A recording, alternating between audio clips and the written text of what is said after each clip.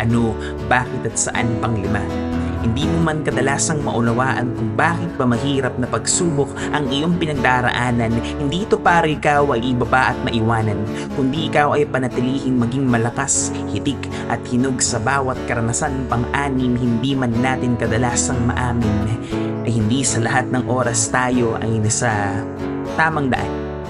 Subalit laging mayroong mga tao nga akay sa ating pabalik sa kung ano ang ating sinimulan pampito sa listahan ng mga bagay na nabanggit ko marahil ikaw ngayon ay hindi pa handa ang iyong loob na muling makibaka at lumaban kung gayon man. Panatilihin o pahintulutan ang sarili na pansamantalang magpahinga. Huminto.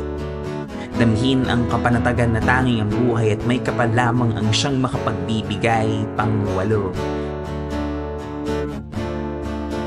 Sa oras na handa